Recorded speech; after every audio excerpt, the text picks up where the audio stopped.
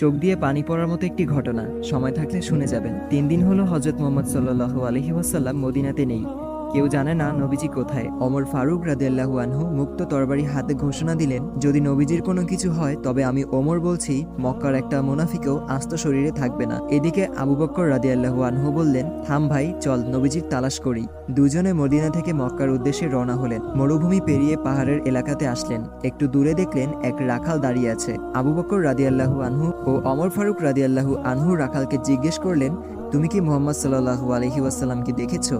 রাখাল উত্তরে বলল, আমি মুহাম্মদ সাল্লাল্লাহু আলাইহি ওয়াসাল্লামকে চিনি না এবং আপনাদেরকেও চিনি না, তবে ওই পাহাড়ের উপরে একজন লোক ইয়া উম্মতি বলে কাঁদছেন। আবু বকর রাদিয়াল্লাহু আনহু ও ওমর ফারুক রাদিয়াল্লাহু আনহু বুঝতে বাকি ছিল না ওই লোক আর কেউ না, দয়াল নবীজি হযরত মুহাম্মদ সাল্লাল্লাহু আলাইহি ওয়াসাল্লাম। রাখাল আবার বলল, লোকটির সাথে সাথে আমার সব উট ভেড়াগুলো কাঁদতেছে আর খাওয়া বন্ধ করে দিছে, আপনারা ওনাকে নিয়ে যান, তা না হলে আমার সব উট ভেড়াগুলো কাঁদতে কাঁদতে মরে যাবে। আবু বকর রাদিয়াল্লাহু আনহু ও ওমর ফারুক রাদিয়াল্লাহু আনহু পাহাড়ে গিয়ে দেখলেন দয়াল নবীজি সেজদারত অবস্থায় ইয়া উম্মতি বলে কাঁদছেন। নবীজির কষ্টে আবু বকর রাদিয়াল্লাহু আনহু বললেন, ইয়া রাসূলুল্লাহ, আমি আবু বকর ইসলাম গ্রহণ করার পর থেকে যত আমল করেছি সব আপনার উম্মতকে দিয়ে দিলাম, আপনি দয়া করে মাথা উঠান। নবীজি মাথা উঠায় না। এবার ওমর ফারুক রাদিয়াল্লাহু আনহু বললেন, ইয়া রাসূলুল্লাহ, আমি ওমর যে আপনার মাথা নিতে গিয়ে নিজের মাথা দিয়ে দিয়েছি, সে আপনার উম্মতের জন্য সব আমল দিয়ে দিলাম।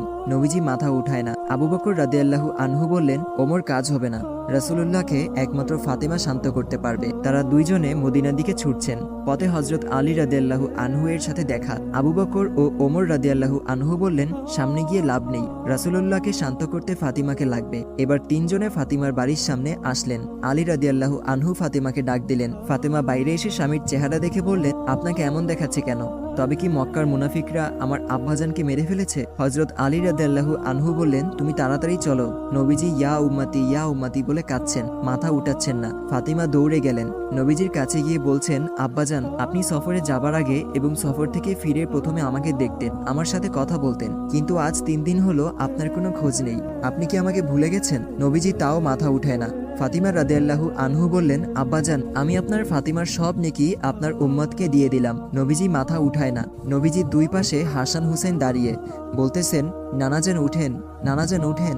নবীজি মাথা উঠায় না। হঠাৎ ফাতিমা রাদিয়াল্লাহু আনহু বলে উঠলেন, আব্বাজান, আপনি উঠেন, আমি আপনার উম্মতের জন্য আমি হাসান হুসেনকে কুরবানি দিয়ে দিলাম। আল্লাহু আকবার, আল্লাহু আকবার, আল্লাহু আকবার। এবার নবীজি মাথা উঠালেন আর বললেন, ফাতেমা, তুমি কি দোয়া করলা? আমার আল্লাহ তোমার দোয়া কবুল করে ফেলেছেন। নবী রাসূল সাহাবীদের রক্ত ঝরানোর কারণেই সেই দিন আজ আপনার আমার কাছে আসতে পেরেছে। আসুন আল্লাহর হুকুমগুলো নবীর তরিকায় পালন করার চেষ্টা করি। আমিন। ভিডিওটি ভালো লাগলে অবশ্যই শেয়ার করবেন।